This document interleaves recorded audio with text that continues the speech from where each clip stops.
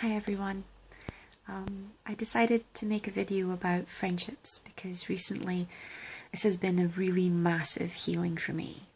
And I made a Facebook post about it and there was a pretty massive response. Lots of people telling me that they struggled with friendships as much, if not more, than me. And I realised that there was a wound in our collective that was really holding spiritual people in particular, light workers in particular, back in this area, around collaborating with other light workers and building friendships. And for most of us, it really comes from this space inside our childhoods, and often inside our past lives, where we've been betrayed by friends, or we've been bullied by friends, or we've been let down by friends. And this created a wound that now means that we act in ways that sabotage our friendships before they even begin. We come to friendship from a sarcastic or shut down place where we're always kind of trying to figure out if this person's good enough to be our friend, instead of showing up as the friend that we're capable of being. And really, the way to begin healing this, the only way that I know or that's worked for me, and I've been working my ass off on this over the last couple of months. And you start off from this place of, dear God, please bring me loving, trustworthy, and good friends. And then the universe transforms you. Something changes inside your heart. And the prayer becomes, dear universe, please show me how I can be a good friend. And the level of inquiry really deepens. The level of inquiry becomes, do I appreciate my friends or do I take them for granted? Do I let my friends know how grateful I am? Do I appreciate them? Do I validate them?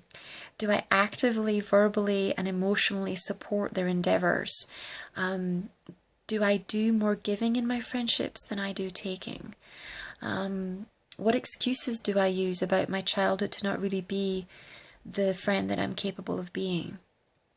And it's really important, if we want to have good friends, to be a good friend and to come from this space of deeply honouring how important friendship is.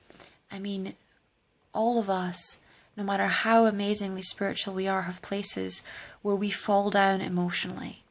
And what is a friend if someone who is not there when that happens? And this is where mostly our spiritual inquiry is failing, because we are lacking the compassion to really be able to be there, and laugh and cry and spend time together. It's one of the biggest, saddest things about technology, really, is that on the one hand it lets us be with people who are far away from us a lot of the time, and on the other hand it makes us less present with the people who live close by or who are right in front of our faces.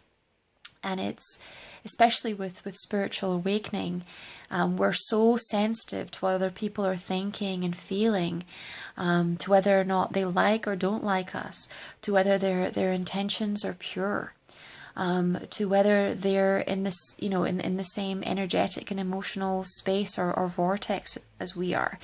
And it's different after you wake up, because when you wake up, you are so sensitive to other people's emotions that it's hard to be with lower vibrations in the beginning, because before you could numb them, before you could shut down, before you could not feel them, before maybe you were high on drugs or you were taking alcohol, and now you're really having to learn the skill of having that emotional musculature, to have empathy, to have compassion, to really feel the genuine respect for the legitimate suffering of every human being, which creates that deep respect inside your soul.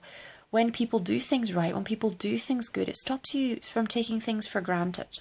It really means that whenever a kindness happens to you, you don't think you're entitled to it. You realize how much of an effort, even if it looks effortless, how much of an act of grace that is from another person.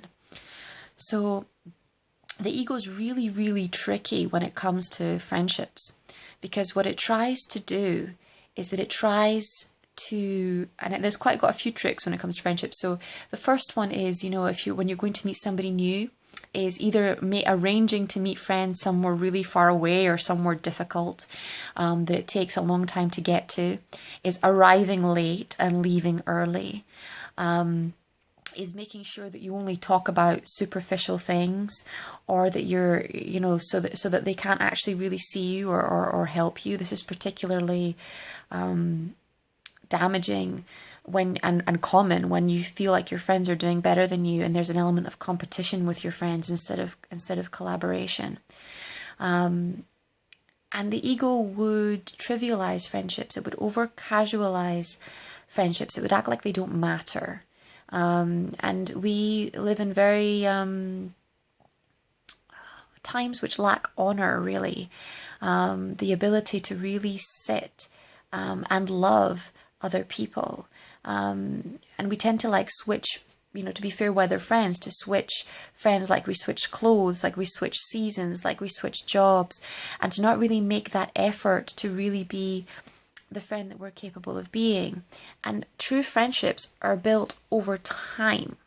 They're built because of the time and effort that someone puts into genuinely getting to know you, and the effort that they make to care about you and your life, to genuinely love you and discover what makes you tick, to make you feel better about yourself, to, when they see you at your worst, help you become your best in the gentlest, kindest, funniest way possible, to give you company when you're lonely.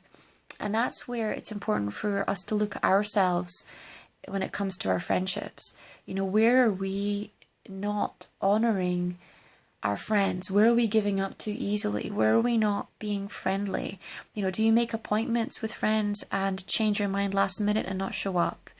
Do you let somebody get to know you to a certain extent but then start to shut down?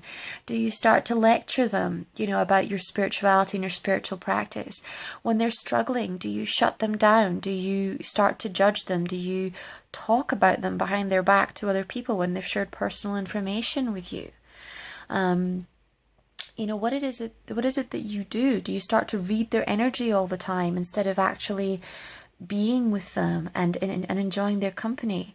Are you constantly trying to fix them or raise their vibration? Are you showing off? Are you sitting next to somebody and saying, I can clear 1,000 lives in 2 seconds? Are you talking only about your work or about yourself? And that's where you really start to see that the ego is really, really good at creating separation in our friendships. And real friendship is hard. And this is where in life it says, you find out who your true friends are when the chips are down. When you screw up, when, things go wrong in life, your real friends are still there, and they don't look at you differently, and they remember who you really are, and they help you pick up the pieces of your life and put it together. And good friends are often even there, when, not just when you've screwed up, but there's that genuine feeling that they really love and respect you, and that they want what's best for you. And that's really something that we've really taken for granted, and that can be so easily lost if we don't honor it and cherish it. And it's very, very valuable in us.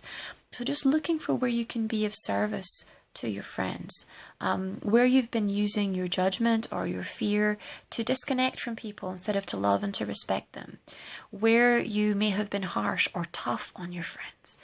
Are you tough on your friends that they come over and then you say, oh my God, I didn't really want to have them around here, all they did was complain, they don't really get what I'm talking about.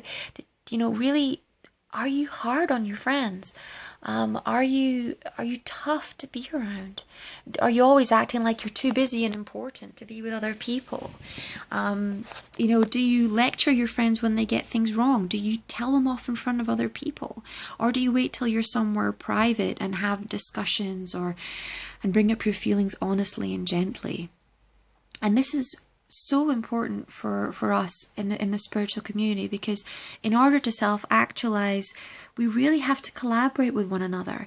And if we can't truly trust one another when the chips are down, if we don't really see other people as friends, then we kind of lose our hearts before we even truly begin.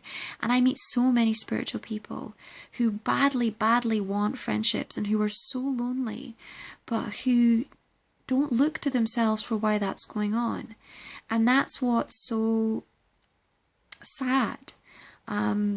It's a deep source of sadness, this loneliness in the spiritual community. And sometimes the best meaning people, the people who love you the most, will encourage you in giving up your friends or not being at the level of integrity. They won't want you to be around friends who are treating you badly or who are doing things wrong at that particular point in time. They won't see your part in the endeavour, because obviously this all happens on a subconscious level. So they'll just be like, give up, walk away. They won't ask you, have you prayed for your friend's happiness?